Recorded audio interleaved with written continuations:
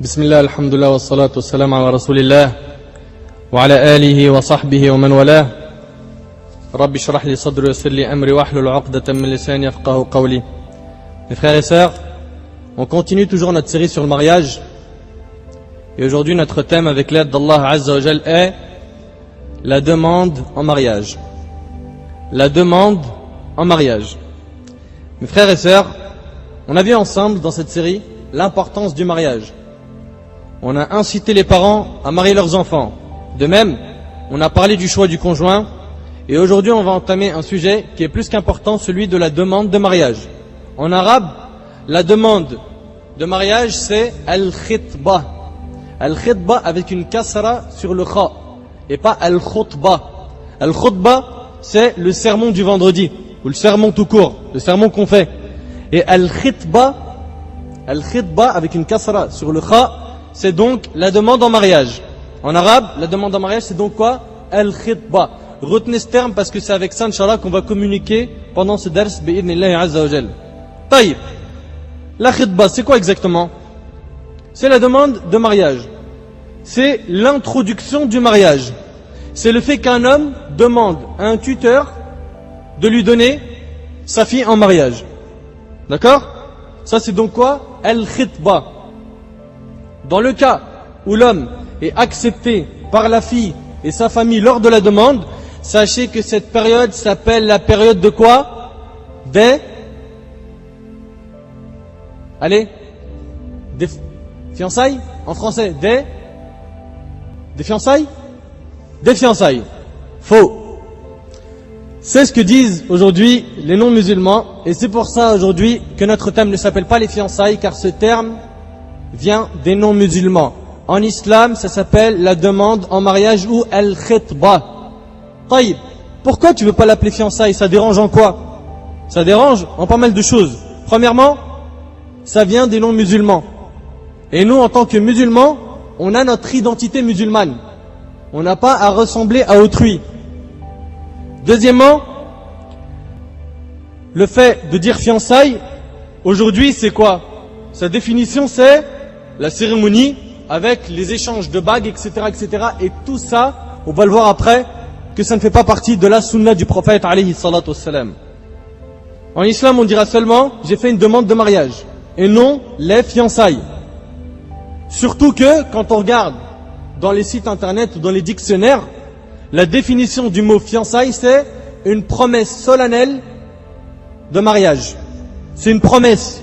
Alors qu'en islam, al-khitba, qui est l'introduction du mariage, n'est pas une promesse.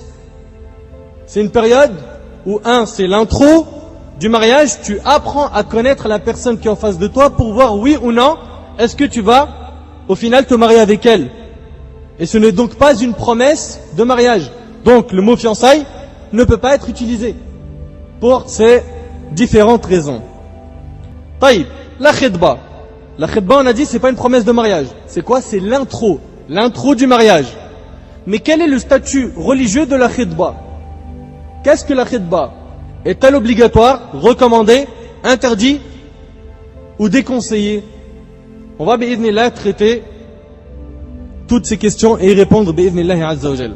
La khitba, donc la demande en mariage, l'introduction de ce mariage, chez la majorité des savants, est autorisée. Elle fait donc partie du din, de la religion. Chez les savants shafi'ites, c'est même une recommandation, c'est recommandé. C'est pas seulement autorisé, il y a une différence entre autorisé et recommandé. Il est donc recommandé à l'homme qui veut se marier de passer par la khitba afin de faire plus connaissance avec la femme dont il est question. Clair? Taïb. Dans le cas où un homme veut se marier sans passer par la khitba, il veut pas l'introduction du mariage. Genre il va voir le père et il lui dit je veux me marier avec ta fille. Aujourd'hui ou demain, sans faire de khitba, sans l'intro, sans prendre le temps de bien la connaître. Car dans 2 jours je pars en voyage. Est-ce qu'il a le droit de se marier avec cette femme sans avoir fait al-khitba ou pas? Répondez. Allahu alam. Oui, non. La réponse oui. Car on a dit la khitba n'est pas obligatoire. On a dit, les savants ont dit soit elle est autorisée, soit elle est recommandée. Il y a 2 opinions dessus. Recommandée et autorisée. elle n'est pas obligatoire, et il faut savoir que il faut quand même si elle n'est pas obligatoire, en connaître un minimum sur son prétendant ou sur cette sœur que l'on demande. D'accord? C'est important. La preuve que la khitba existe en islam. Allah tabaraka wa ta'ala a dit dans Sourate Al-Baqarah, Sourate 2, verset 235, وَلَا جُنَاحَ عَلَيْكُمْ فِي مَا عَرَّضْتُمْ مِنْ خِطْبَةِ النِّسَاءِ. Allah ici, dans ce verset, il cite le mot khitba, min khitbati nisa. Ça existe donc dans le Coran. Allah tabaraka wa ta'ala dit ici, et on ne vous reprochera pas de faire aux femmes allusion à une proposition de mariage. C'est quoi? C'est al-khitba, l'intro, la demande en mariage. Taïb, une question s'impose. De qui doit-on demander la main d'une femme? Supposons qu'il y a une femme qui plaît à Muhammad et que Muhammad y craint Allah et il a envie de se marier avec cette femme. De qui doit-il la demander? De qui? Le tuteur, barakallahu fikum. Le tuteur. Mes chers frères, je m'adresse surtout aux frères, car c'est lui qui va faire la demande. Mes chers frères, on demande une femme de son tuteur, et le tuteur en principe c'est le père. Dans le cas où son père est mort, et que son grand-père est vivant, à ce moment-là, on la demande à son grand-père. Dans le cas où le grand-père est mort, on la demande à ses oncles paternels. On va prendre tous les hommes du côté du père. Le père il n'est pas là, c'est le grand-père. S'il n'y a pas le grand-père, c'est qui? L'oncle paternel. Dans le cas où c'est une femme qui est reconvertie, qui a embrassé l'islam, comment on fait? Car le tuteur doit être musulman, c'est une condition. Et son père, il n'est pas musulman. Ça sera qui son tuteur? Normalement, une personne qui vient d'embrasser l'islam, son tuteur c'est Al-Qadi. Al-Qadi c'est quoi? C'est le juge. Le juge musulman. Le juge doit être musulman. Pourquoi ici on parle de Qadi, de juge? Comme on l'a cité, son tuteur doit être musulman. Son père ne l'est pas. Donc comment elle va se marier?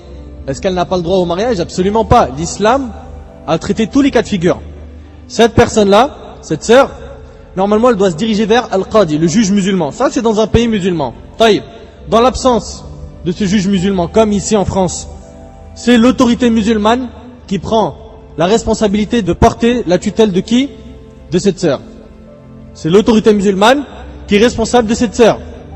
Exemple, l'imam. L'imam, s'il n'y a pas d'imam dans cet endroit-là où elle vit la sœur, elle vit dans une campagne, d'accord? Elle essaye de trouver les mosquées les plus proches. S'il n'y en a pas, c'est de longs voyages dangereux, etc. C'est l'homme pieux, l'homme le plus pieux de sa région ou de sa campagne. Et le mohem, la base c'est quoi? Juge. S'il n'y a pas l'imam, s'il n'y a pas un talib ilm très compétent, s'il n'y a pas, on descend comme ça. Et on ne va pas directement prendre un homme pieux alors qu'il y a des imams. C'est bien compris? On ne descend pas comme ça sans remplir tous les critères. Mes frères et sœurs, il n'est pas permis à un homme d'épouser une femme sans la permission du tuteur de celle-ci. C'est interdit en islam. Quelqu'un vient aujourd'hui et demande la main d'une fille. On lui dit non, pour X ou Y raison. L'origine, t'as pas encore d'appartement, t'as pas de diplôme, t'as pas d'argent, etc., etc. Et lui, il est fou amoureux d'elle, et elle pareil. Est-ce qu'ils ont le droit de dire, bon, puisque c'est comme ça, allez hop, on sauve de la maison, et on fait un mariage sans tuteur, on fait ce qu'on appelle un mariage blanc. Blanc, c'est-à-dire quoi? Sans tuteur. On ramène un imam, voire même on lui donne de l'argent, on lui dit, allez, khalas mon frère. Tiens, marie-nous vite fait, parce que de toute façon mon père c'est un borné, ma mère, etc. Est-ce qu'ils ont le droit de faire ça? Dans le cas où ils font ça, ils vivront dans la fornication. Dans le cas où ils font ça, ils vivront dans la fornication. C'est haram, car le tuteur, c'est une obligation dans le mariage. C'est obligatoire. Le tuteur, c'est obligatoire pour le mariage.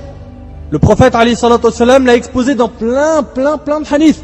Et on a bien détaillé ce point dans le dars. Oh, vous les parents, mariez vos enfants. Par contre, je rappelle quand même les propos du prophète alayhi salatu wassalam. La nikaha illa biwali. Pas de mariage sans tuteur. Rapporté par Tirmidhi, Abu Daoud, Ibn Majah et authentifié par Sheikh Al-Albani rahimahullah. Et parmi les preuves, on a le hadith de Aïcha radiyallahu anha où le prophète alayhi salatu wassalam a dit: chaque fois qu'une femme se marie sans la permission de son tuteur, son mariage est nul. Son mariage est nul. Son mariage est nul. C'est-à-dire quoi? Le contrat de mariage est nul. Il n'est pas valide. Elle est donc pas mariée. elle est dans le péché, le haram, voire même la fornication si elle a des rapports avec cet homme. Et le hadith il est rapporté par Tirmidhi, Abu Daoud, Ibn Majah, et il est authentifié par l'Albani rahimahullah. Et on rapporte d'après Abu Huraira radiyallahu anhu qui disait, le prophète alayhi salatu wassalam avait dit, la femme ne peut pas donner une autre femme en mariage, et elle-même ne peut pas non plus se donner en mariage. Une femme, elle n'a pas le droit de marier une femme. C'est-à-dire, toi, ma sœur, supposons que tu as perdu ton père qui est musulman, ta mère ne peut pas être le tuteur. Ça doit être un homme musulman. C'est bien compris? Et donc, la femme ne peut pas donner une autre en mariage, et elle ne peut pas non plus se donner elle-même en mariage. Et le hadith, il est rapporté par Ibn Majah, Ad-Daraqutni, et les transmetteurs du hadith sont crédibles. Et Abu Huraira radiyallahu anhu a dit, une femme ne se marie pas seule, il n'y a que la fornicatrice qui se marie seule. J'espère que c'est bien clair sur ce point. Il n'y a que la fornicatrice qui se marie seule. Le hadith il est rapporté par Abd al-Razzaq dans le Musannaf et Ibn Abi Shayba. Et d'après Urwa ibn Zubayr radiyallahu anhu, le prophète alayhi salatu wassalam demanda la main de Aïcha radiyallahu anha à Abu Bakr. On voit ici donc qu'il s'adressait à qui? À son père, le tuteur. Le prophète alayhi salatu wassalam, quand il a voulu épouser Aïcha radiyallahu anha, une parmi ses épouses, il l'a demandé à qui? À son propre père. Et ce dernier lui a dit, Abu Bakr, qui était bien sûr, comme on le sait tous et toutes, son meilleur ami, son meilleur compagnon. D'ailleurs, ils sont enterrés côte à côte. Où ça? À Médine. Où ça? Dans la maison de Aïcha radiyallahu anha. Abu Bakr lui a dit, je suis ton frère. Je suis ton frère. Le prophète alayhi salatu wassalam reprit en disant, tu es certes mon frère en religion, pas mon frère de sang, parce qu'il pensait en fait que tellement ils étaient proches, cette fraternité en islam interdit qu'un Nabi alayhi salatu wassalam épouse sa propre fille. Parce qu'on sait très bien que deux frères ne peuvent pas entre eux épouser qui? Leur nièce. Supposons, on le sait tous ça, que deux frères, un parmi les frères n'a pas le droit de se marier avec qui? La fille de son frère, de sa nièce, c'est interdit en islam. Donc Abu Bakr il pensait que la fraternité en islam avait atteint ce degré, au point où le prophète alayhi salatu wassalam ne pouvait pas se marier avec qui? Avec Aïcha radiyallahu anha. Et là le prophète alayhi salatu wassalam lui a dit, tu es certes mon frère en religion selon le livre d'Allah, mais elle m'est licite, rapportée par le Bukhari. Elle m'est licite. C'était quoi sa démarche? Alayhi salatu wassalam, c'est d'aller demander Aïcha radiyallahu anha à qui? À son père, son tuteur. De même, le prophète alayhi salatu wassalam, lorsqu'il a demandé la main de Hafsa, Hafsa c'était la fille de qui? Umar ibn Khattab radiyallahu anhu, an jami' as-sahaba. Quand il a demandé la main de Hafsa, il a demandé à qui? À Hafsa elle-même? À qui? À Umar. À Umar, il s'est adressé au père. Donc toi tu veux te marier, elle te plaît, t'as entendu parler d'elle, va voir le tuteur, le père. Ou si il n'y a pas de père, le tuteur. Et on a expliqué les différents tuteurs. Et ne joue pas, car aujourd'hui tu joues avec les filles des gens, demain on jouera avec les filles que tu posséderas. Ou que tu possèdes déjà, à savoir ta soeur, ta cousine, ta mère, ta tante, etc. Joue pas, c'est des dettes. C'est des dettes. Et le prophète alayhi salatu wassalam a dit, comme tu fais, on te fera. Il n'y a pas d'injustice. Tu payes directement le prix. Et sachez mes frères et sœurs, qu'il est permis aux pères de famille, et ouvrez bien vos oreilles, ça peut choquer beaucoup de gens ce que je vais dire tout de suite. Il est permis aux pères de famille, le tuteur, de proposer sa propre fille en mariage à un homme pieux. Cela veut dire que ce n'est pas le jeune qui va venir demander ma fille, non, mais plutôt moi, je vais voir un frère qui est pieux et je vais lui dire, est-ce que tu veux te marier avec ma fille? En islam, c'est autorisé. Mais non, c'est pas possible. C'est pas possible, t'es sérieux là? Mais non, si on fait ça aujourd'hui, c'est une catastrophe. Qu'est-ce qu'ils vont dire de nous? Les gens, c'est la honte. Bah ouvre bien tes oreilles. Ouvre bien tes oreilles. Il t'est permis de le faire. Tu vas voir par exemple le jeune, tu lui dis voilà j'ai une fille pieuse et j'aimerais que tu te maries avec elle. Ça en islam c'est halal. Et ce n'est pas une honte. Ce n'est pas une honte. Si je vois un homme pieux, une bonne occasion d'aller le voir et lui dire est-ce que tu veux te marier avec ma fille? Akhil Karim, franchement, pour nous c'est la honte. Pour nous c'est la honte. Et en plus de ça, nos filles c'est pas une marchandise insignifiante qu'on va jeter comme ça aux gens. Non, elle a de la valeur, c'est les gens qui viennent la demander. On est d'accord dans le principe, c'est les gens qui viennent la demander. Mais si toi tu trouves une bonne occasion, si toi, en tant qu'homme pieux, tu trouves un homme pieux, c'est une bonne occasion. Tu as le droit, c'est permis. La preuve qu'il est permis de proposer sa fille en mariage ouvre bien tes oreilles, que le cheikh qui était Cheikh Madian, le pieux de Madian, le cheikh de Madian, le cheikh qui était pieux de Madian, il est dit dans certains tafsirs que c'est le prophète Shu'aib. Dans Tafsir Ibn Kathir, il est dit que c'était le prophète Shu'aib, alayhi salam.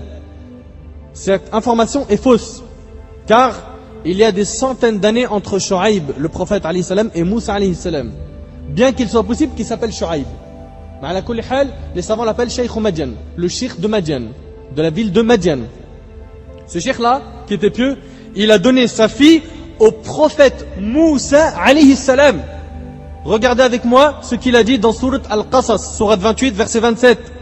قال إني أريد أن أنكحك إحدى ابنتي هاتين. هاتين, c'est-à-dire ces deux filles. Il dit, je voudrais te marier à l'une de mes deux filles que voici. Donc ici, ce cheikh, cet homme pieux, a vu une bonne occasion. Moussa alayhi salam. Tu vas me dire, oui, mais c'est un prophète. Akhil Karim, c'est valable même pour ceux qui ne sont pas des prophètes. Il a vu une bonne occasion, il lui a proposé de se marier avec une de ses deux filles. Le cheikh de Madian avait deux filles. Il avait entendu parler de l'honnêteté de Moussa alayhi salam, alors il lui proposa de se marier avec une de ses deux filles. Et pour info, la dot de mariage n'était pas une chose énorme. Cette dot était qu'il travaille chez lui 8 ans. 8 ans qu'il travaille chez lui. Chose qui était avantageuse pour Moussa alayhi salam, sachant qu'il s'était enfui de l'Égypte, qu'il n'avait pas de logement ni de travail. Ce mariage a fait qu'il a eu un logement, un travail, une bonne situation. Donc c'était tout bénef. Donc je reprends en disant qu'il est permis de proposer sa fille en mariage à un homme pieux. Et il n'y a aucune honte à cela. Tu veux encore une preuve que c'est autorisé? Écoute, ouvre bien tes oreilles. Selon Abdullah ibn Umar ibn Khattab radiyallahu anhuma, quand sa fille Hafsa devint veuve, la fille de qui? De Omar. Hafsa, elle était déjà mariée, elle a été répudiée et donc est devenue veuve. Omar radiyallahu anhu dit, j'ai rencontré Uthman ibn Affan, qui était un grand compagnon, un parmi les 4 califes. J'ai rencontré Uthman ibn Affan radiyallahu anhu et je lui ai proposé la main de Hafsa. Subhanallah. Omar, ce grand calife, cet homme pieux, cet homme qui connaissait bien la religion, compagnon du prophète alayhi salam, il propose sa fille. Et il la propose, ce n'est pas une honte. Il a proposé sa fille à qui? À Uthman ibn Affan, un homme pieux, un compagnon, pas n'importe lequel. Il lui a dit, si tu veux, je te donne en mariage Hafsa, la fille de Omar. Uthman a dit, je vais y réfléchir. Et il n'a pas donné de réponse. Je restais à attendre sa réponse 3 nuits. Puis il me rencontra et me dit, j'ai jugé bon de ne pas me marier ce jour-ci. Je rencontrai ensuite Abu Bakr. C'est qui dit ça? C'est Omar. Radiyallahu anhu an jami' as-sahaba. Et il lui dit, si tu veux, je te donne en mariage Hafsa, la fille de Omar. Abu Bakr garda le silence, radiyallahu anhu, et ne me donna aucune réponse. Bien sûr, pour Omar, ça lui fait mal au cœur. Il propose sa fille 2 fois, il n'a pas de réponse. Aussi, je lui en voulu plus qu'à Uthman. C'est Omar qui le dit. Il en a donc voulu à Uthman. J'attendis ainsi plusieurs nuits et voilà que le prophète alayhi salatu wassalam me demanda sa main et je la lui accordai. Donc à la fin, c'est ni Uthman ni Abu Bakr qui ont épousé Hafsa, mais un Nabi alayhi salatu wassalam qui est bien meilleur que qui? Qu'Abu Bakr et qu'Uthman radiyallahu anhum.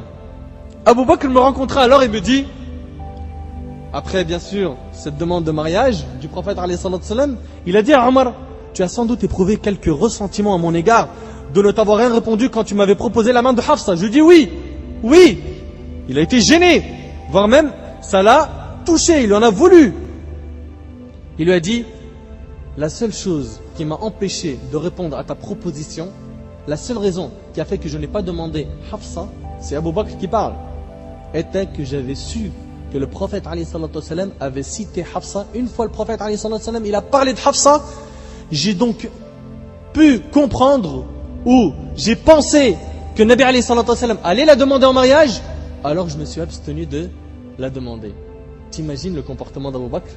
Il a dit, j'ai entendu le prophète alayhi salatu wassalam une fois parler d'elle. Et donc j'ai eu peur que le prophète alayhi salatu wassalam ait l'intention de la demander en mariage et que j'aille moi-même le devancer. C'est pour ça que je ne l'ai pas demandé en mariage. Et après il lui a dit quoi?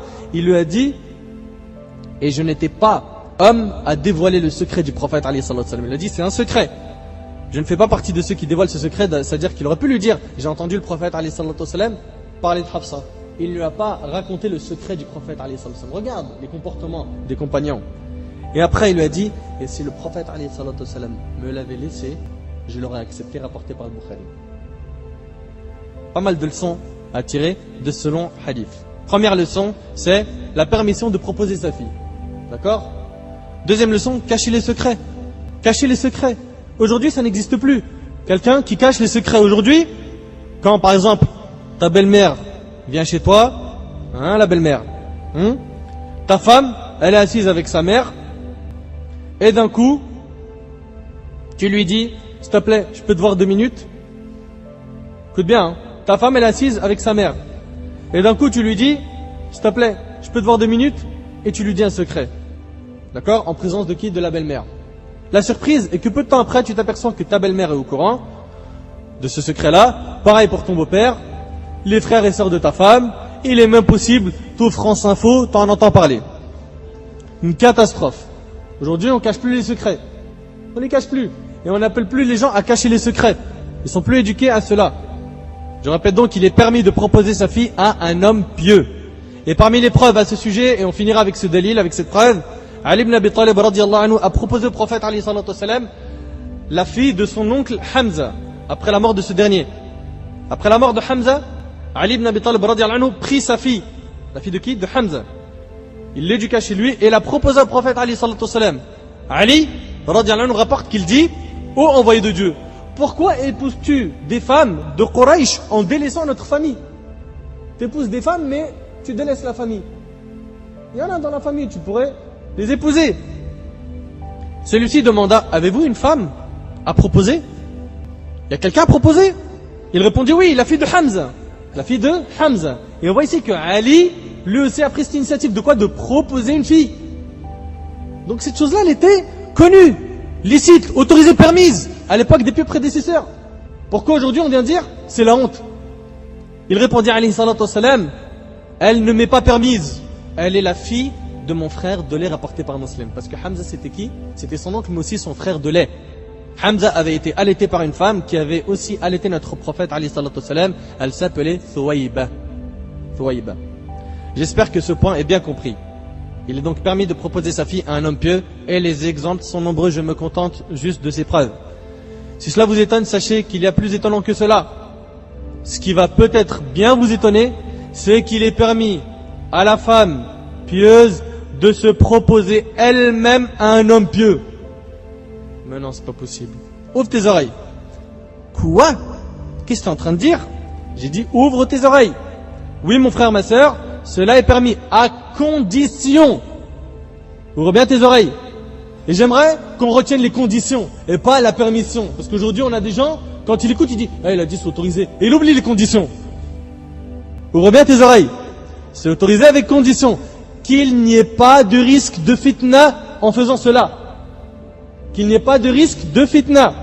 Pour ce qui est de la fitna, elle peut venir de l'homme qui, comme il ne craint pas Allah, peut se permettre de faire du haram avec elle ou lui ouvrir des portes malsaines. D'ailleurs, même si le frère est pieux et qu'une femme vient directement se proposer à lui, cette chose peut les faire tomber dans des péchés sur le long terme. Et ça a été vu. Ça a été vu. La sœur, si elle veut faire ça aujourd'hui, sachant qu'aujourd'hui ce n'est pas la même génération de celle des compagnons, et que les gens ont changé, et que le niveau de pratique de iman est différent de celui des sahaba, des compagnons, à ce moment-là, l'idéal, c'est qu'elle prenne une intermédiaire pour faire cela. Une intermédiaire. La preuve de tout cela. 1. Khadija bint Khuwaylid radiyallahu anha, qui était la première épouse de qui? Du prophète alayhi salatu wassalam, avait envoyé une de ses amies appelée Nafis, afin de dire au prophète alayhi salatu wassalam qu'elle était intéressée par lui. Donc elle a utilisé une intermédiaire. Khadija a utilisé une intermédiaire. Elle lui a dit: va voir le prophète alayhi salatu wassalam et dis-lui je suis intéressé par lui. Puis le prophète alayhi salatu wassalam accepta et l'épousa, et elle fut sa première femme. C'est bien compris? Deuxième preuve qu'il est permis à une femme de demander un homme de manière directe ou indirecte. Et on a dit le top, le mieux c'est quoi? D'utiliser quoi? Un intermédiaire ou une intermédiaire. On rapporte de Sahl ibn Sa'd al-Sa'idi radiyallahu anhu an jami' as-sahaba qui disait: un jour une femme était venue dire au prophète alayhi salatu wassalam: ô messager d'Allah, je suis venu m'offrir entièrement à toi. Subhanallah, c'est étonnant. Une femme qui vient se proposer elle-même au prophète alayhi salatu wassalam. Alors le prophète alayhi salatu wassalam l'a regardé de haut en bas. Donc il a analysé, il a regardé ce qu'elle le plaît physiquement ou pas. On voit donc ici que le Nabi alayhi salatu wassalam accorde aussi de l'importance à quoi? Au physique. Bien que ce n'est pas le critère principal pour le mariage, et on a exposé ça dans les cours qu'on a déjà fait sur le mariage. Il la regarda, puis il alayhi salatu wassalam baissa la tête. Il a baissé la tête, c'est-à-dire quoi? Voilà. Comprend que non, ce n'est pas faisable. Il n'a pas voulu la choquer ni la vexer, il lui a pas dit non, tu me plais pas. Il lui a pas dit une parole blessante. Apprenez, mes frères et sœurs, du comportement du prophète alayhi salatu wassalam. Apprenez de lui. Il ne lui a pas dit non, c'est pas trop mon goût, non, t'es trop blanche, t'es trop noire, t'es trop mate. Je voulais 1m70 pour le mariage, tu fais je crois 65, c'est ça? J'arrive à... Non, il lui a pas dit tout ça. Un Nabi alayhi salatu wassalam, il lui a pas dit tout ça. Lorsqu'elle a vu qu'il n'avait rien décidé, elle s'est assise. Elle s'est assise, elle a compris. Intelligente, un Nabi alayhi salatu wassalam, intelligent et sage. Alayhi afdalus salatu wa azka taslim. Alors, un homme parmi les compagnons se leva et dit: oh messager d'Allah, si vous n'avez pas besoin d'elle, donnez-la moi en mariage. Si tu la veux pas en mariage, moi je veux bien me marier avec elle. Alors, il alayhi salatu wassalam lui a dit: as-tu quelque chose? Quelque chose, ici il parle de quoi? D'une dot, al-mahr. L'homme répondit: non, je le jure au messager d'Allah, je n'ai rien, je possède rien. Donc, il n'a pas de quoi lui offrir une dot. Et le prophète alayhi salatu wassalam lui a dit: va voir ta famille et essaye de trouver quelque chose. L'homme partit puis revint pour dire, écoutez bien ce qu'il a dit: non, par Allah, je n'ai rien trouvé. Alors le prophète alayhi salatu wassalam lui a dit: cherche, même s'il s'agit d'une bague en fer. Même une bague en fer, si tu la trouves, tu lui donnes, ça y est, c'est sa dot. Regarde à quel point le prophète alayhi salatu wassalam, il cherchait à faciliter le mariage aux gens. Aujourd'hui, non. On parle de grandes sommes pour la dot. La salle de mariage, pareil. Il faut que tu l'achètes un appart. Il faut que tu sois riche. Ta fiche de paye. On dirait, subhanallah, qu'est-ce qui se passe? On dirait, ils vendent la fille. C'est devenu du commerce. Le prophète alayhi salatu wassalam, il lui a dit: cherche, même une bague en fer. Après, il a cherché et il lui a dit: je n'ai même pas trouvé de bague en fer. Même la bague en fer, il l'a pas trouvée.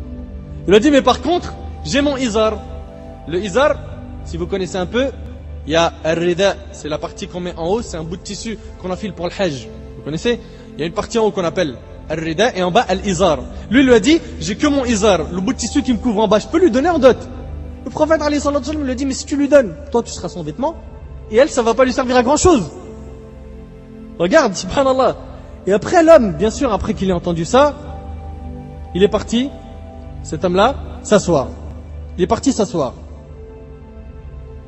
Pendant longtemps, puis se releva. Jusqu'à ce que le prophète alayhi salatu wassalam le vit partir, il alayhi salatu wassalam ordonna qu'on l'appelle. Le prophète alayhi salatu wassalam lui dit lorsqu'il vint: qu'as-tu retenu du Coran? Est-ce que tu connais un petit peu de Coran? Il a dit: j'ai retenu telle et telle sourate, en les comptant. Alors le prophète alayhi salatu wassalam, qui a été envoyé comme miséricorde pour l'humanité, lui a dit: sais-tu les réciter par cœur? Il répondit: oui. Alors le prophète alayhi salatu wassalam lui dit: prends-la, je te l'ai donné contre ce que tu as retenu du Coran, rapporté par Bukhari et Muslim, et ceci est la version de Muslim. Sa dot, ça a été quoi? Des versets du Coran qui lui ont enseigné. T'imagines? Après, une personne pourrait se dire: ah bah tiens, aujourd'hui, moi ma dot, je vais faire la sunna. Je vais aller voir, et je vais dire à la sœur: moi ma dot, je t'apprends une sourate. Akhi, la sourate, c'est la dernière étape, c'est quand t'as plus rien.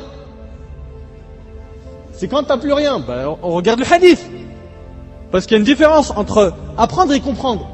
Ici, quand tu comprends le hadith, tu vois que la dernière chose, il lui a dit, c'est quoi? La récitation d'une sourate. Ou, plutôt, la dernière chose, c'est quoi? C'est apprendre une sourate. Et aujourd'hui, tu as des gens, ils disent: moi, je vais faire la sunna, je vais apprendre une sourate. Donne-lui une dot, akhil karim. D'accord? Même si elle est faible, ça veut dire que même si tu donnes 1 euro en dot, c'est possible, c'est valable. Mais non, arrête, c'est pas impossible. Mais akhi, la dot, c'est pas le prix de la femme. Déjà, si on se met d'accord dessus, que la dot, c'est pas le prix de la femme, car la femme, on ne l'achète pas même avec l'or du monde en islam. C'est une perle rare, c'est un bijou, un trésor. À partir du moment où c'est un trésor, faut pas te prendre la tête, hein. C'est pas les 5000 euros qui vont faire la différence de dot. Même si tu donnes 1 euro, et je connais des gens qui sont très pieux et très riches, qui ont donné leur fille pour 1 euro symbolique. C'est pas une honte. La honte, c'est d'être dans l'ignorance, de suivre les coutumes et les traditions aveuglement. C'est ça qui est la honte. Et aujourd'hui, on est noyé, on est baigné dedans.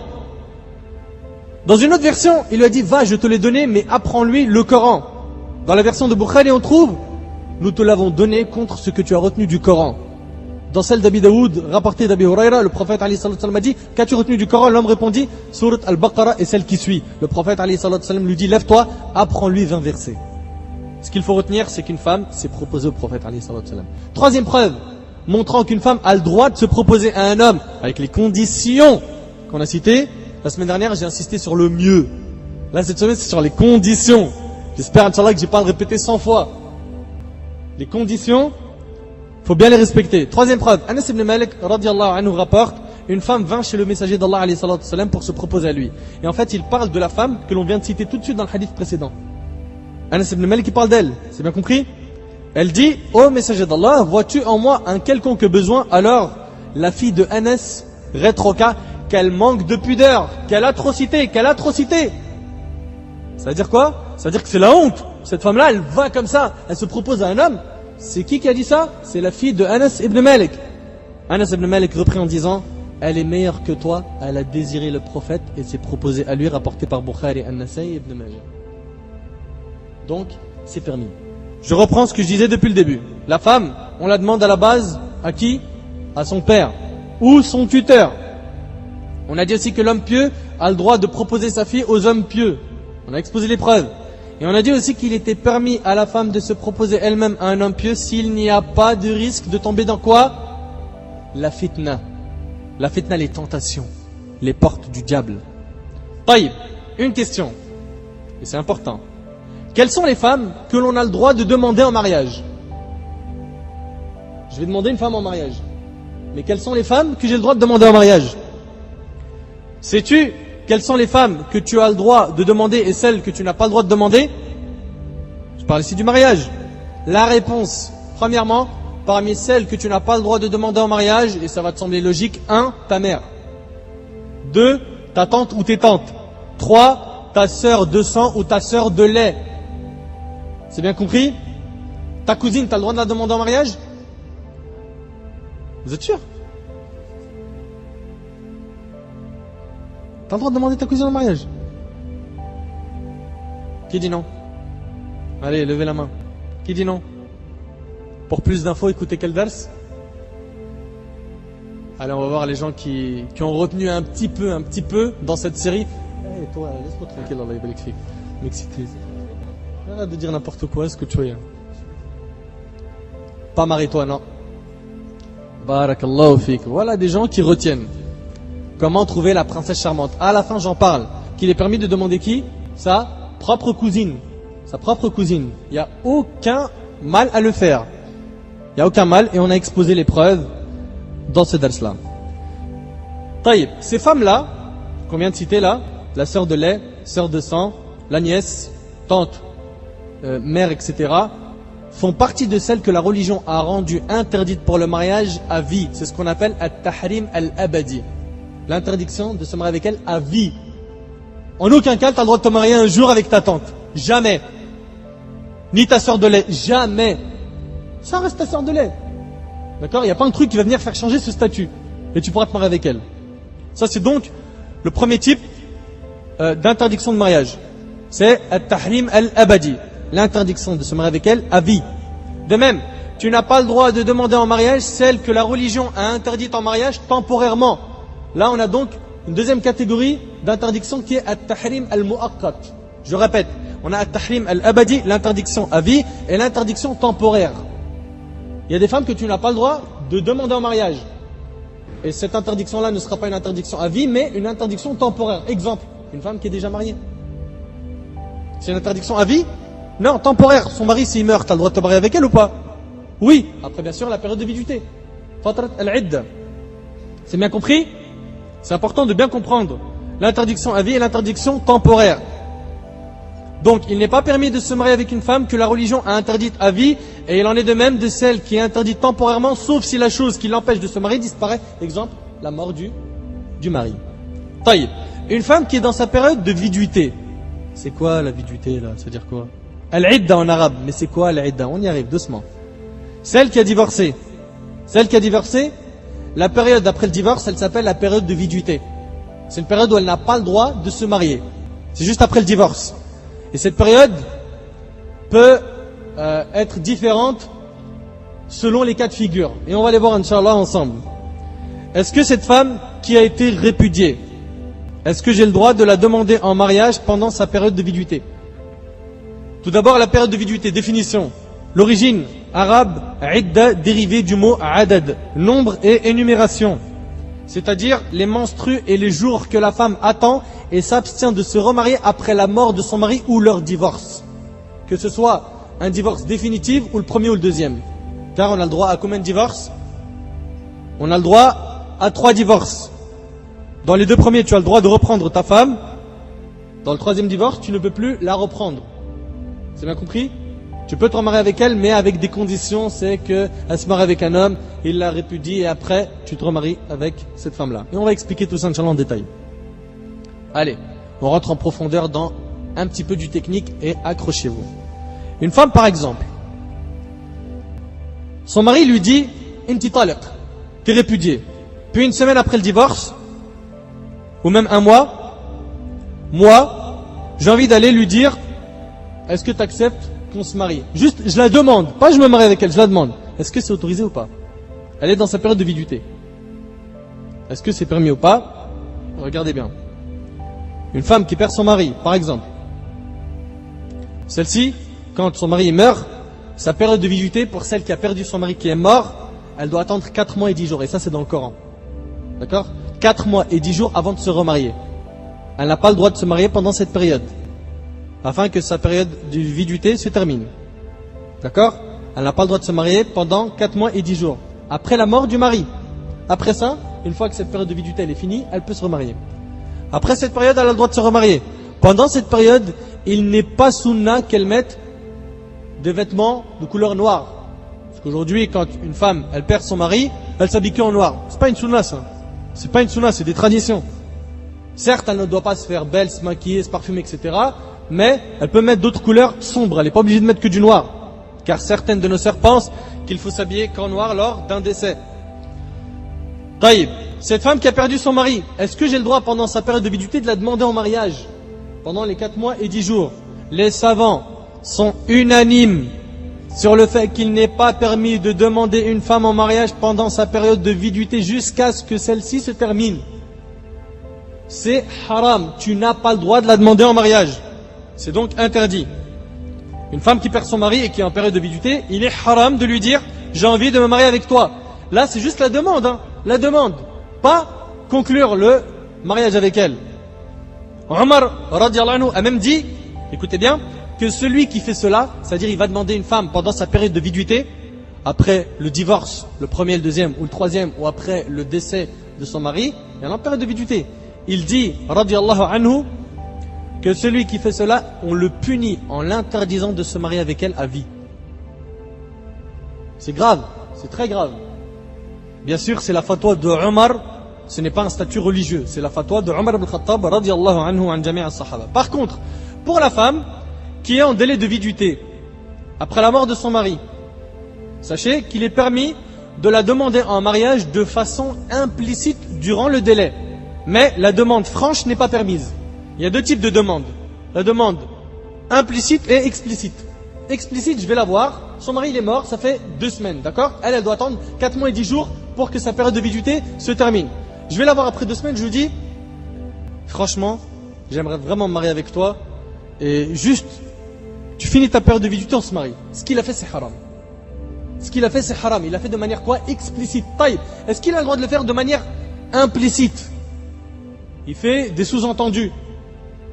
C'est autorisé ou pas? Sachez que le faire d'une manière franche est haram. Par contre, une demande implicite, c'est permis. La preuve. Allah tabaraka wa ta'ala dit dans Surat al-Baqarah, Surat 2, verset 235, وَلَا جُنَاحَ عَلَيْكُمْ فِي مَا عَرَّضْتُمْ بِهِ مِنْ خِطْبَةِ النِّسَاءِ. Et on ne vous reprochera pas de faire aux femmes allusion à une proposition de mariage. Donc, implicitement. Allusion. C'est implicite. D'accord?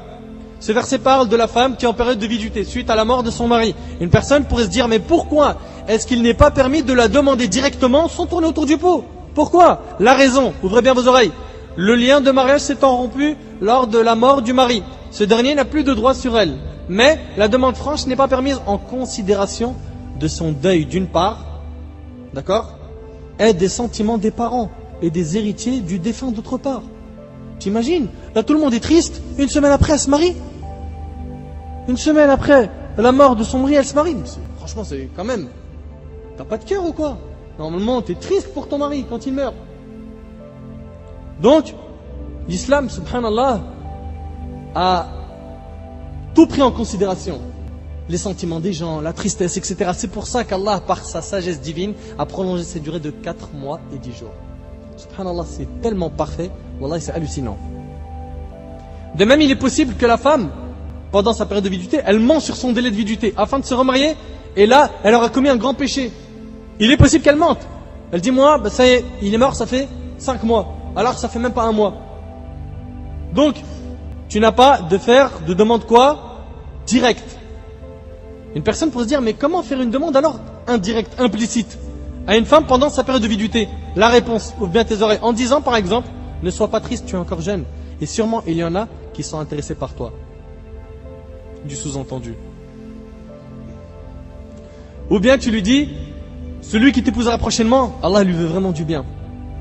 Il est en train de se dire. Tu vois? Ou bien il lui dit, patiente, Allah va te faciliter de te remarier vite, Inch'Allah. Patiente, c'est une histoire de temps. Ou bien qu'il lui dise, j'aimerais qu'Allah me facilite de trouver une femme pieuse. Elle est bien dans le technique là. Fais-moi des doigts, Inch'Allah. Donc il lui dit quoi? Fais-moi des doigts, Inch'Allah. Fais-moi des doigts, Inch'Allah. Dans toutes ces phrases, on voit qu'il ne lui a pas dit directement, je veux me marier avec toi. Vrai ou faux? Et d'ailleurs, Ibn Abbas, radiyallahu anhuma, ce compagnon qui était le plus savant dans l'interprétation des versets du Coran, Ibn Abbas, c'est pas n'importe quel compagnon. Quand tu entends Ibn Abbas, sache que tu as ciblé le compagnon qui maîtrisait le plus quoi? La compréhension des versets coraniques. L'interprétation des versets. C'était le plus savant en matière de Coran. Abdullah ibn Abbas, radiyallahu anhuma, en commentant le verset où Allah dit, et on ne vous reprochera pas de faire aux femmes allusion à une proposition de mariage, donc d'une manière implicite, il a dit que faire allusion, c'est dire par exemple, ça c'est la parole d'Ibn Abbas, le compagnon, c'est de dire par exemple, ça c'est la manière implicite, écoutez bien, j'ai besoin de me marier, il me faut une femme pieuse. Et là tu es en train de t'adresser à qui? À une femme qui a perdu son mari et qui est en perte de viduité. Donc il est permis de faire allusion à une demande de mariage à une femme qui a perdu son mari et qui est toujours dans sa période de viduité. Taïb. Concernant la femme qui a divorcé et dont son mari est toujours vivant, as-tu le droit de la demander en mariage pendant la période de viduité, implicite ou explicite? Sachez mes frères et sœurs qu'il y a 2 types de divorce, le divorce définitif et le divorce avec possibilité de retour. C'est quoi le divorce avec possibilité de retour? C'est les 2 premiers divorces. Par contre, une fois que l'homme a divorcé 3 fois, est-ce qu'il y a possibilité de retour? Non. Le 3e, c'est le définitif. C'est le dernier joker. C'est terminé. Après ça, il ne peut plus dire Raja'tuki, je te reprends, etc., etc. C'est fini. Parlons du divorce avec possibilité de retour. D'accord? Supposons qu'un homme rentre chez lui. Il dit à sa femme Salam alaikum. Puis, sa femme, elle lui répond pas le salam. Après, elle dit, mais pourquoi tu réponds pas le salam? Elle lui dit, je fais ce que je veux. Fonce dans le mur si t'es pas content. Après, elle lui dit, ah ouais, c'est comme ça? Il lui met une gifle de cow-boy à sahbi, sa tête, elle résonne. Après, elle lui met un coup de boule, elle lui casse ses dents. Après, elle dit, tu mets un coup de boule? Inti taliq, je te répudie. Là, sous l'effet de colère, il n'a pas accepté de manger un coup de boule. Il l'a répudié direct. Tu lui as dit, inti taliq. Là, il vient de la répudier pour la première fois. On parle ici du cas où il l'a répudié pour la première fois. Cette femme, qu'elle sache que sa période de viduité dépend de ses menstrues. Si lors du divorce, elle avait ses menstrues, attention, j'ai pas dit, elle avait ses menstrues pendant le moment même du divorce. C'est-à-dire qu'elle a toujours ses menstrues, qu'elle n'a pas atteint la ménopause. Parce que celle qui a atteint la ménopause, elle n'a plus ses menstrues. D'accord? Donc si elle a toujours ses règles au moment du divorce, sa période de viduité est de quoi? 3 délais de menstrues. Sa période de viduité est de 3 menstrues. Le temps de 3 menstrues. J'espère que c'est bien clair. il faudra qu'elle attende le temps de 3 menstrues. Allah tabarak wa ta'ala a dit dans Surat Al-Baqarah, Surat 2, verset 228, وَالْمُطَلَّقَاتِ يَتَرَبَّصْنَ بِأَنفُسِهِنَّ ثَلَاثَةَ قُرُوءٍ. Et les femmes divorcées doivent observer un délai de 3 menstrues. C'est un verset clair, on négocie pas. D'accord? Ça c'est dans le cas où cette femme-là, elle a toujours ses menstrues. Taïb. Concernant la femme qui n'a plus ses menstrues, ou qui ne les a pas encore eues, elle est trop jeune. Elle a par exemple, supposons 11 ans, et dans un pays, en Afrique ou autre, la coutume c'est de les marier tôt, elle s'est mariée à l'âge de 11 ans. Déjà c'est permis, le prophète alayhi salatu wasallam l'a fait avec Aïcha radhiyallahu anha, sans compter qu'il est aussi permis de se marier avec une femme qui est plus âgée que soi-même. Le prophète alayhi salatu wasallam, il s'est marié avec Khadija, il avait quel âge? 25 ans, elle en avait 40, 15 ans de plus que lui. Donc toi qui dis, ouais, mais elle a 2 ans de plus que moi, elle a 6 mois, il n'y a aucun problème. Aucun problème. Le prophète alayhi salatu wasallam lui-même s'est marié avec plus grande que lui et plus jeune que lui. C'est autorisé en islam. Ouais, mais aujourd'hui les familles, écoute, akhi, famille coutume, c'est un sujet. Moi je te parle de la religion, elle dit quoi? Après ils acceptent la religion. Tant mieux, ils acceptent pas. Mon frère, qu'est-ce que tu veux que je te fasse? Qu'est-ce que tu veux que je te fasse? Donc, cette femme-là, qui n'a plus ses menstrues, ou qui ne les a pas encore eues, elle a par exemple 40 ans, d'accord? Par exemple, hein, et que ça y est, elle n'a plus ses menstrues, elle a atteint la ménopause, elle doit attendre 3 mois du calendrier musulman. 3 mois du calendrier musulman. Une question. On a dit que celle qui a été répudiée et qui a toujours ses menstrues, elle doit attendre combien de temps? 3 délais de menstrues. Et ici, 3 mois. Pourquoi 3 mois et pas autre chose? Barakallahu fik, parce que ça équivaut les 3 délais de menstrues. T'as vu la perfection de la religion? T'as vu comment c'est bien pointu et bien détaillé? Subhanallah. Allah tabaraka wa ta'ala dit dans Surat Al-Talaq, Surat 65, verset 4, وَاللَّائِي يَئِسْنَ مِنَ الْمَحِيضِ مِن نِسَائِكُمْ إِنِ ارْتَبْتُمْ فَعِدَّتُهُنَّ ثَلَاثَةُ أَشْهُرٍ وَاللَّائِي لَمْ يَحِضْنَ. Quant aux femmes qui n'ont plus leurs règles, elles ne les ont plus, donc ça y est, elle a atteint quoi? Elle a atteint la ménopause. Ou qui ne les ont pas encore eues. Elle est jeune, elle s'est mariée jeune. Leur retraite est de 3 mois. Leur retraite est de 3 mois. Ici c'est 3 délais de menstrues, et pour ce cas-là c'est 3 mois. Très bien. Concernant la femme qui est divorcée, on va dire la première fois ou la deuxième fois. Et en plus de ça, elle est enceinte. Elle est enceinte. Sachez que sa période de viduité se terminera lorsqu'elle accouchera de l'enfant et pas avant. Tu n'as pas le droit de la demander en mariage tant qu'elle n'a pas quoi? Qu'elle n'a pas accouché. La preuve, Allah tabaraka wa ta'ala dit dans Surat Al-Talaq, Surat 65, verset 4, وَأُولَاتُ الْأَحْمَالِ أَجَلَهُنَّ أَنْ يَضَعْنَ حَمْلَهُنَّ. Sachez-le, si vous en doutez, quant aux femmes enceintes, leur retraite cesse avec l'accouchement. Bien sûr, on parle ici que de versets, donc il n'y a pas de divergence. Ma sœur, si ton mari divorce avec toi pour la première fois ou la deuxième fois, où il y a une possibilité de retour, contrairement à la troisième fois, il n'y a pas de possibilité de retour. Quitte pas la maison. Tu n'as pas le droit de quitter ta maison. Tu vas me dire, mais comment ça? Il m'a répudié, il m'a dit titaliq. Il m'a dit titaliq. Comment ça, je quitte pas la maison? Tu n'as pas le droit religieusement de quitter le foyer de ton mari.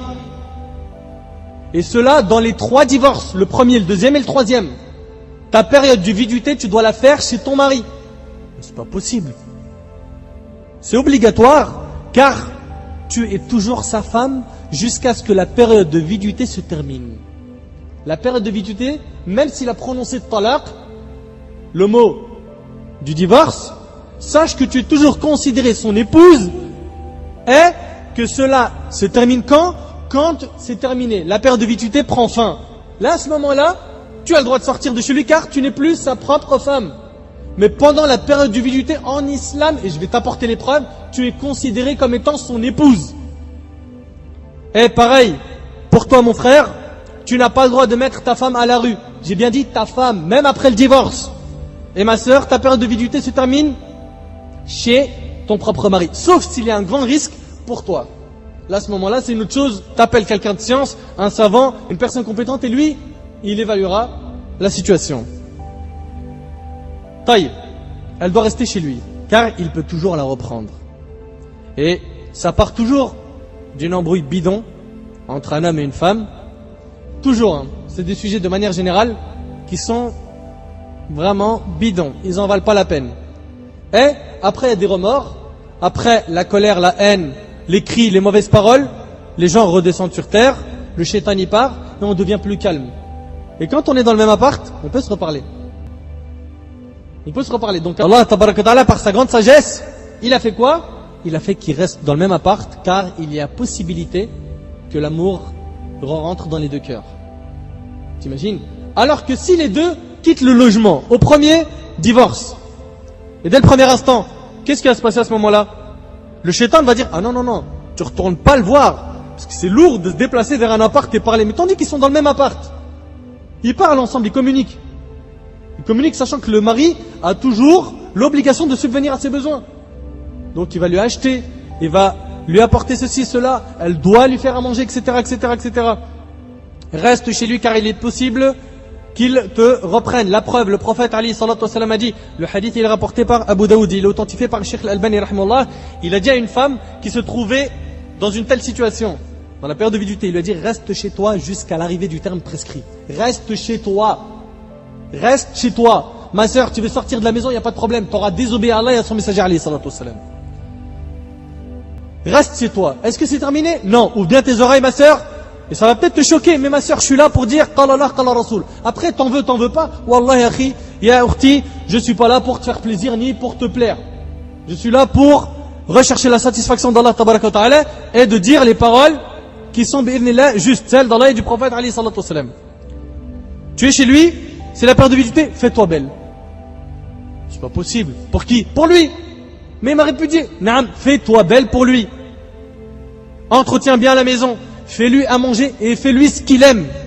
Et sache que s'il rentre et qu'il voit tout cela, il est possible qu'il cherche à s'excuser ou avoir un rapport intime avec toi. Et les savants disent que pour que tu redeviennes sa femme, il suffit qu'il te dise « je te reprends », raja'atuki, d'accord? Il suffit qu'il dise « je te reprends ». Il ne fait pas un nouveau contrat de mariage, car c'est sa femme pendant la période de viduité. Il lui dit juste « je te reprends », ça y est, c'est son épouse. Raja'atuki, c'est terminé. Ou bien « je te garde ». Ou qu'il fasse une chose parmi celles que l'on fait pendant le mariage. Donc ça peut être une parole ou un geste. Ou qu'il fasse une chose comme par exemple un rapport avec elle, il l'approche, ou un câlin ou autre. À ce moment-là, c'est terminé, ils sont ensemble. Ils sont ensemble. Si bien sûr il vient et il cherche à avoir des rapports avec toi, demande-lui pourquoi. Pourquoi tu m'as répudié? S'il te dit au fond de moi, je t'aime, et il te dit des bonnes paroles, c'est bon, tu es redevenu sa femme. Il avait donc l'intention de la reprendre. Mais on dira quand même à l'homme de ramener 2 témoins, car nous vivons une époque plus que critique.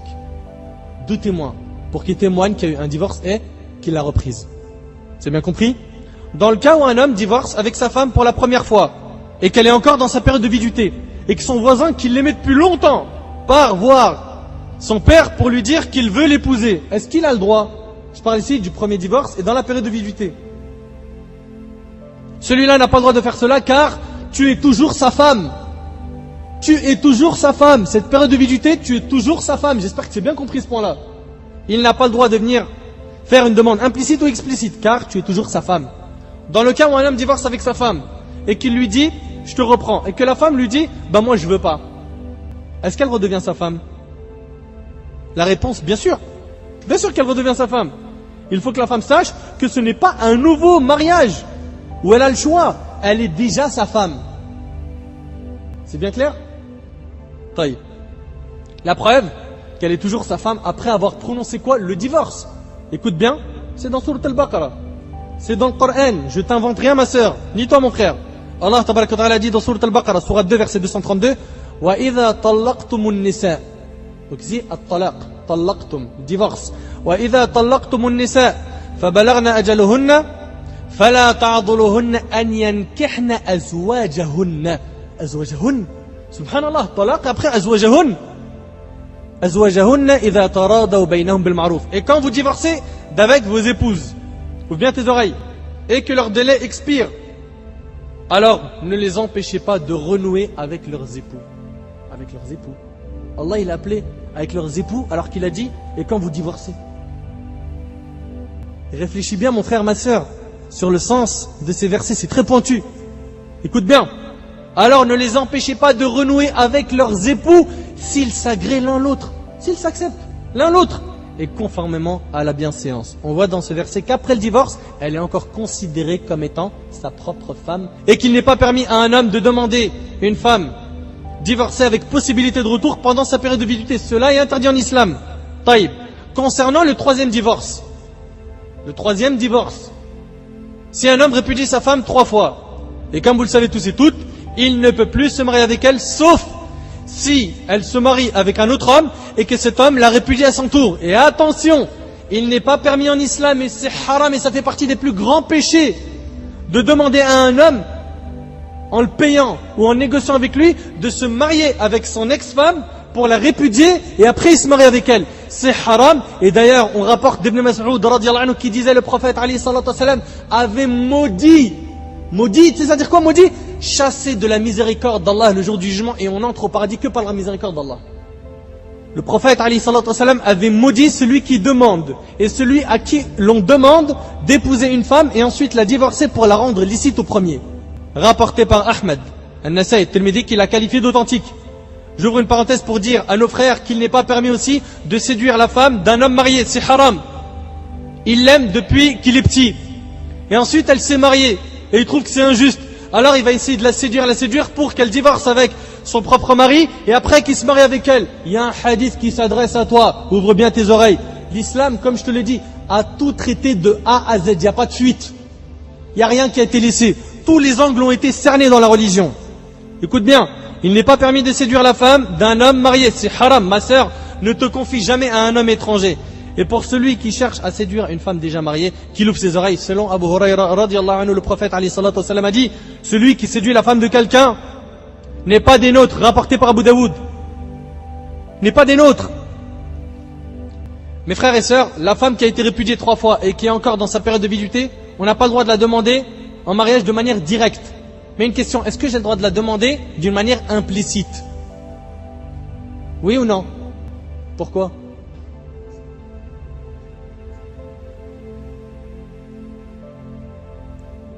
Temporaire. Comment ça? Regarde, là, il la répudie 3 fois. D'accord? Après la 3e fois, il ne peut plus se remarier avec elle. Sauf avec les conditions. Est-ce que à ce moment-là, je peux venir moi la demander d'une manière implicite? Oui, pourquoi? Parce que son cas ressemble à celle qui a perdu son mari. Celle qui a perdu son mari, le mari il peut revenir? C'est fini. Eh bien pareil. Là après 3 divorces, c'est terminé. C'est terminé. Donc, demander une femme qui a été divorcée 3 fois, d'une manière implicite, c'est permis en islam. Et ça, bien sûr, c'est l'opinion de la majorité des savants. De la majorité des savants. Ils ont dit pour ce cas de figure, le mari ne peut plus se remarier avec elle. Comme pour celle qui a perdu son mari. Donc, ils ont dit que les deux ont le même statut. Celle qui a été répudiée 3 fois et celle qui a perdu son mari qui est mort. Ils ont aussi comme preuve que Fatima bint Qais, radiyallahu anha, a reçu la demande simultanée de 3 compagnons. Imagine-toi, 3 hommes, 3 compagnons, ils sont venus demander Fatima bint Qais au même moment, simultanément.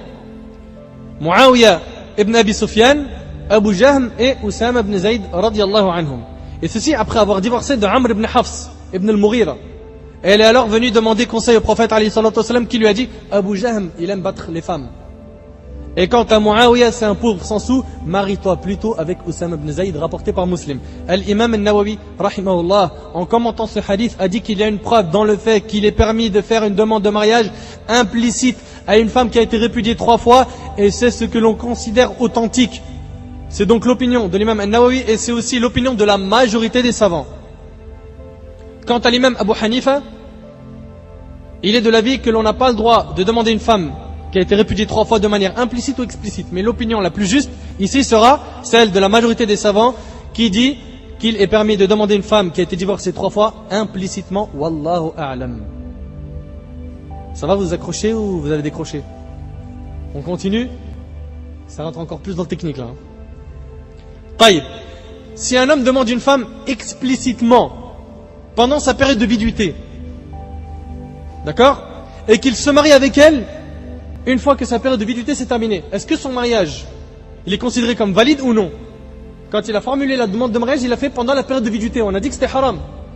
Est-ce que ça touche, ça nuit à son mariage? Est-ce que le mariage, il est non valide ou il est valide? Il est?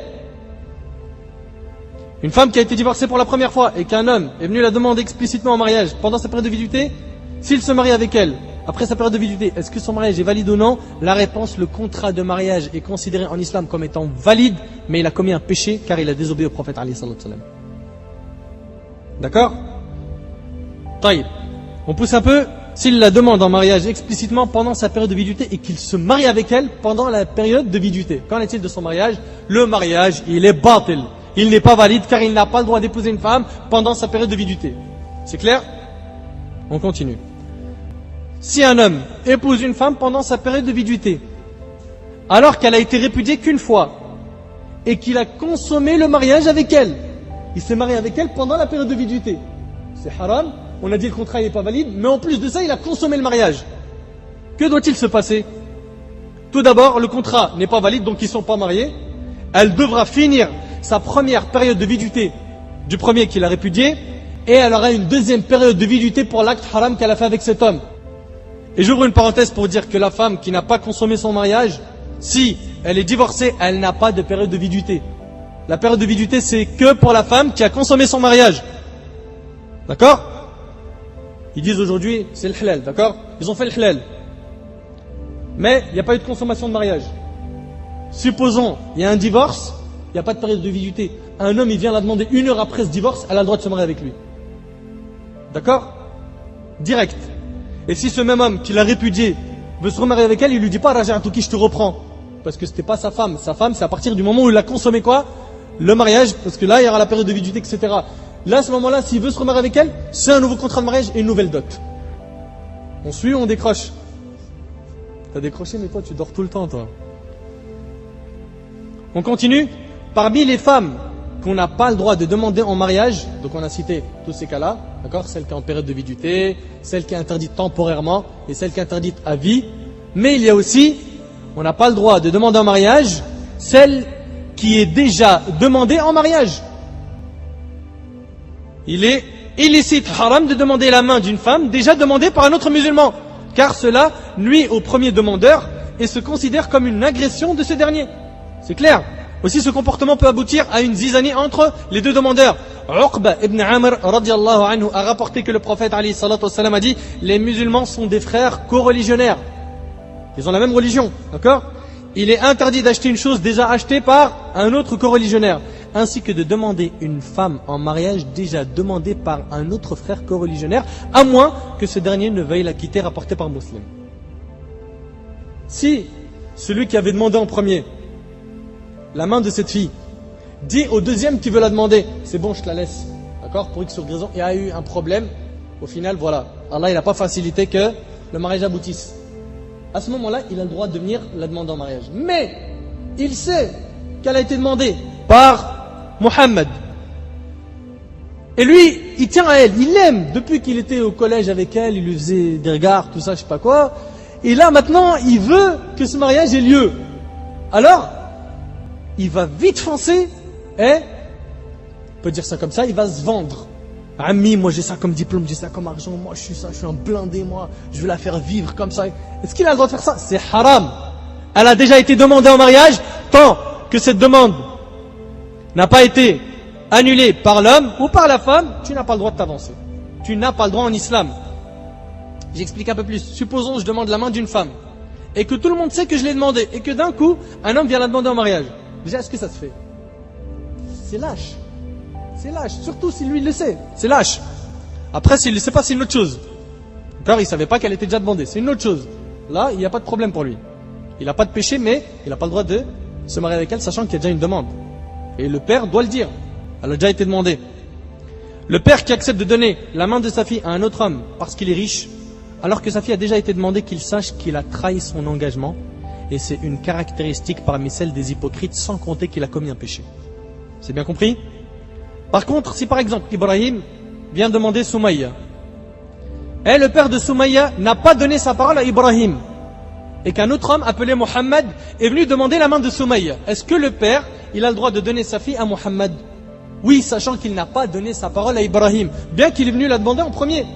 Il a le droit de donner sa fille à Mohammed sans aucun problème. En plus, dans le hadith de Fatima bint Qais, qu'on vient de voir tout de suite, il y a 3 hommes qui sont venus demander Fatima bint Qais simultanément.